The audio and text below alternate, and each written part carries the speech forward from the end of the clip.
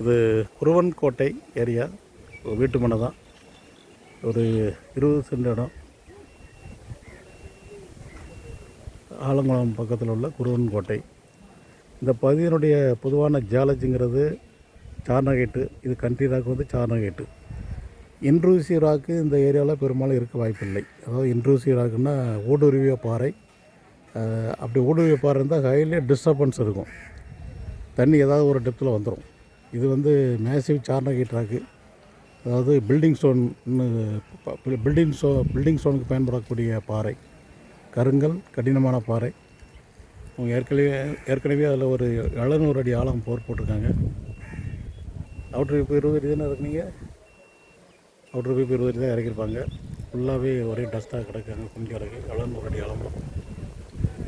இந்த இடத்துல இந்த நீளமான பிளாட்டு 42 மீட்டர் லென்த்து கிழக்கு மேற்க கூரை வச்சு ஆழம் வந்து 320 மீட்டர் ஆழத்துக்கு ஃபஸ்ட்டு ஸ்கேன் நடந்துகிட்ருக்கு.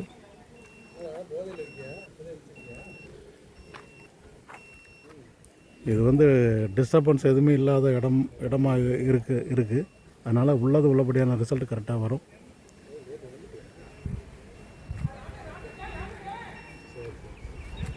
வடமேற்கு தென்கிழக்கில் நீரோட்டம். அதனால் இந்த இடம் ஃபுல்லாக கவர் ஆகிற மாதிரி கிழக்கு மேற்கு ஸ்கேன் நடந்துகிட்ருக்கு.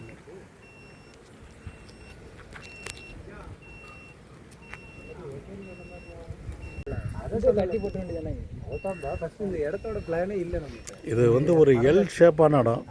இது நடப்பாதை, ரொம்ப லென்த்தியாக கிடக்கு. 42 மீட்டர்.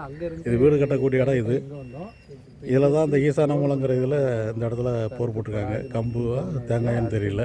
700 அடி ஆழம். இது ஒரு செட்டு தண்ணி வரல. 45 அடி கேசிங் பெருகிருக்காங்க. இப்போ டிரான்ஸ்மிட்டர் கருவியை அங்கே ரோட்டு ஓரத்துக்கு மாற்றிட்டேன். ஏன்னா ரிசீவர் கருவிலேருந்து ஒரு 3, 4, 5 மீட்டர் போல் கட் ஆகுது ரிப்போர்ட்டு. அதை கவர் பண்ணதுக்காக டிரான்ஸ்மிட்டர் கருவி அங்கே இருக்குது. இப்போ ரிசீவர் கருவி கலக்க வந்துட்டு. ஃபஸ்ட்டு ஸ்கேனில் 2 இடம் அடையாளம் வச்சுருக்கோம். அதாவது சின்ன ஒரு பாறை, சிறிய வெடிப்பு தான். அதில் வந்து பெரிய அளவில் ஒன்றும் தண்ணி வர வாய்ப்பில்லை. இது பக்கா சார்னகேட் ராக்கு இந்த ஏரியா ஃபுல்லாக.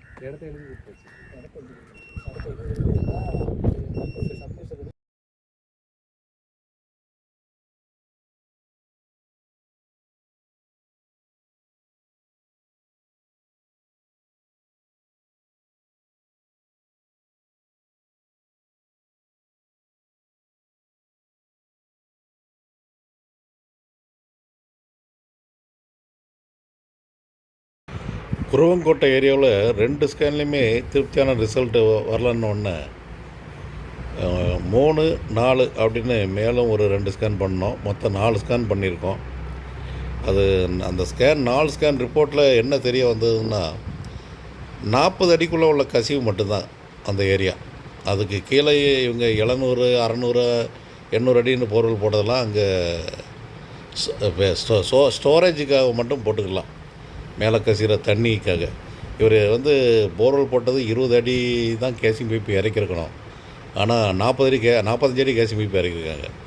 அந்த போர்வெல் போட்டவங்கள்ட்டே நான் பேசும்போது 30 அடி தான் சிதைப்பாறை, அதுக்கு கீழே 10 அடி கருங்கல் பாறையில் போட்டு கேசிங் பைப்பு இறக்கி விட்டுட்டோம், மேலே ஒரு 5 அடி நிப்பாட்டியிருக்கோம் அப்படின்னாங்க.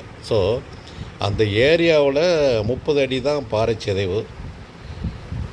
30-35 அடி அதுக்கு கீழே ஃபுல்லாக கருங்கல் பாறை வந்துடும். அந்த ஊருக்கு நான் வாட்டர் போர்டுக்காக கிணறு கொடுத்துருக்கேன். ஊருக்கு கிழக்க அது கிணறு திறந்த வழி கிணறு தான், ஒரு குளக்கரையில் கொடுத்துருக்கேன். அதனால் அது அந்த ஊருக்கு ஃபுல்லாக சப்ளை ஆகிட்டுருக்கு.